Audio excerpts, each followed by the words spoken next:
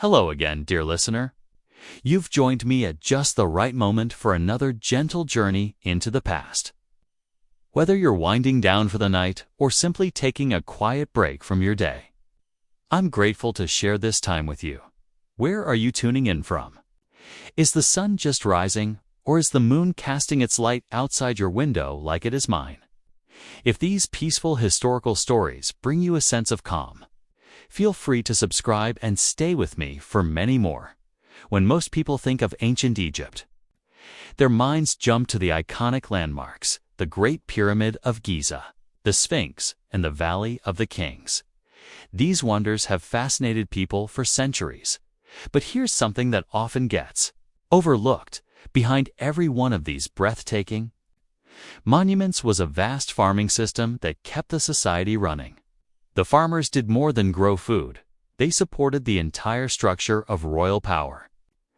Their hard work fueled a system that demanded endless labor and gave very little in return. Let's take a closer look at what everyday life was really like for the people behind those grand achievements. Let's take a moment to imagine life as an ordinary person in ancient Egypt, one of the many whose stories history often forgets. You live in a modest mud brick home along the Nile, sharing your small space with your extended family, animals, and yes, even pests. The walls are crumbling, the roof leaks during rainy weather, and the idea of privacy simply doesn't exist. Your life revolves entirely around the Nile's seasonal cycle, but not in some peaceful, picturesque way. Each year brings new struggles, and everything depends on the river's unpredictable floods. Survival is never guaranteed.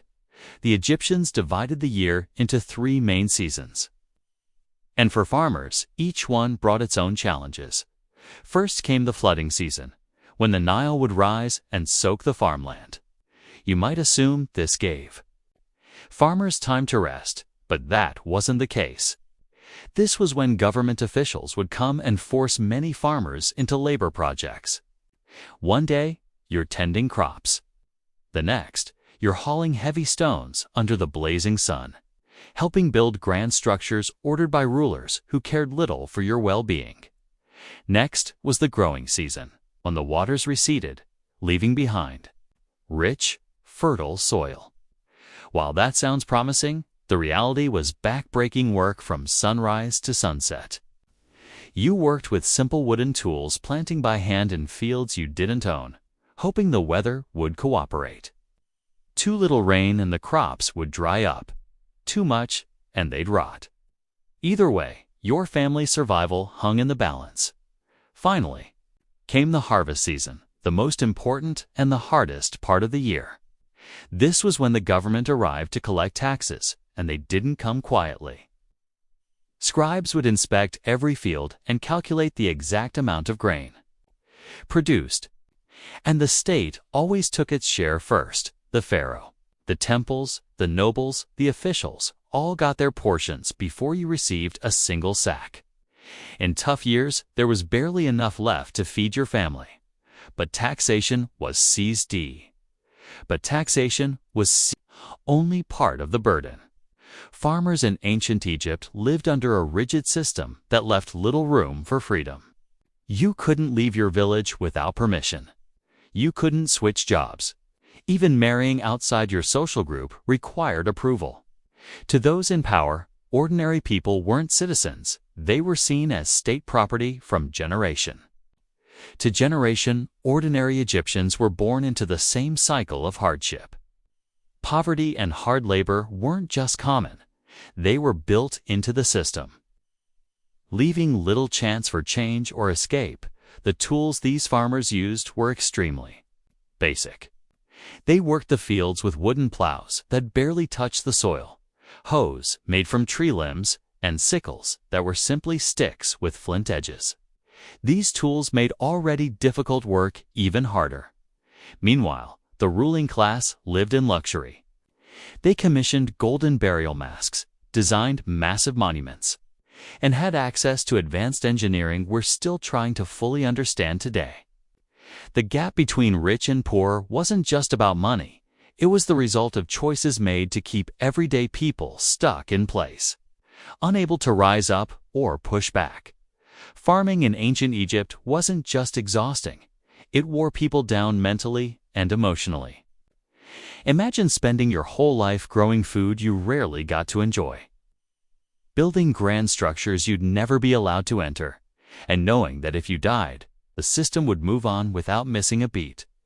Life expectancy for most farmers was only about 30 years. Many of those years were marked by hunger, illness, and constant fatigue. The system that managed farming was incredibly strict. Everything from your crop yield to the animals you owned was recorded by government scribes.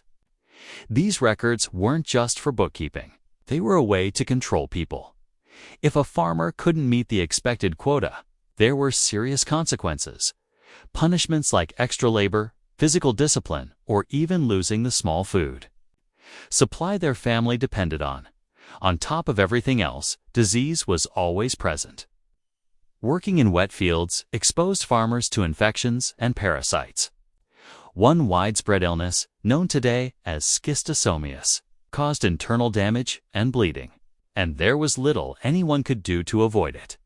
The physical toll of farm life in ancient Egypt was so severe that archaeologists today can identify farm workers just by examining their bones. Their bodies show signs of constant strain, overwork, and illness.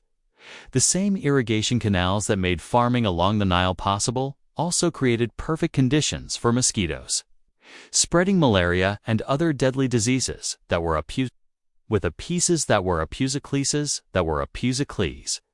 Their bodies show signs of constant strain. Overwork may be a load. May I be a lose. May I make a work of apusically and apusing. May I make me a love.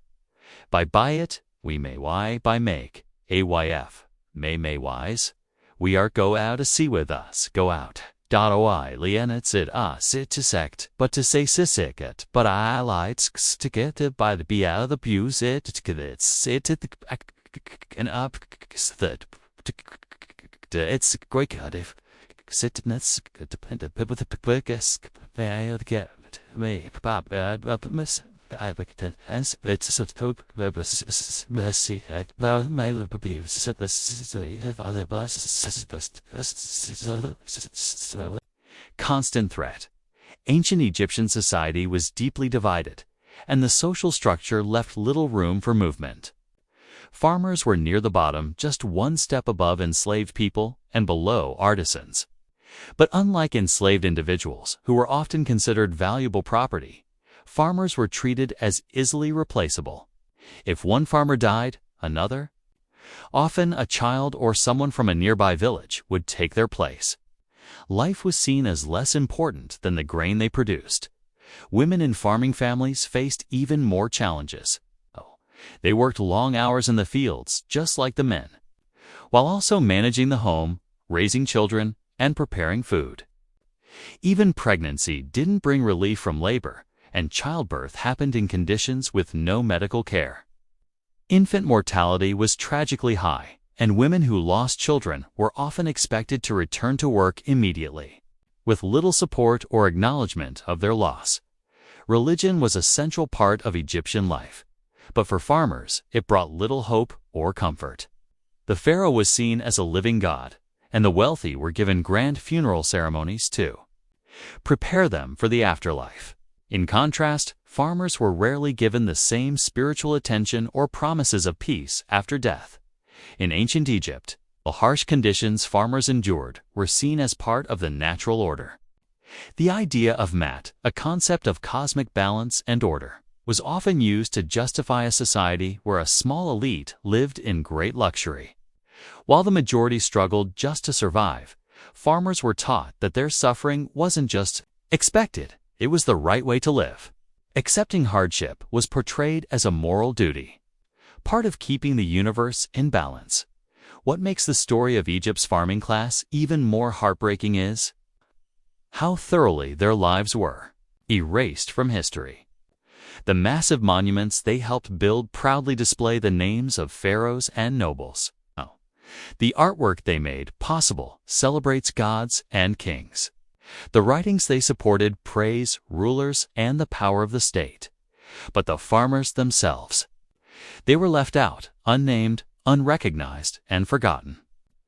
Their lives are rarely mentioned, except in government records that describe them like inventory or through the physical remains of their worn bodies uncovered by archaeologists.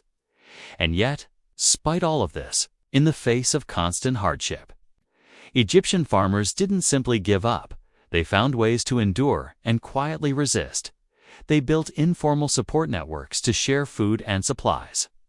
During difficult times, they created their own local beliefs and practices, offering spiritual comfort where the official religion gave them none. Some managed to hide small amounts of grain from tax collectors, just enough to get their families through lean seasons. They taught their children useful skills, hoping it might lead to even a slightly better life. These weren't loud protests or dramatic revolts. They were small, steady acts of courage, quiet forms of resistance that helped people hold onto their dignity in a system built to wear them down. The effects of this agricultural system reached far beyond individual suffering. It shaped a civilization that, while impressive on the surface, was deeply unbalanced, resting on the tireless labor of a majority who received little in return. The grand monuments of Egypt still stand today, but behind every stone is the untold story of those who carried it.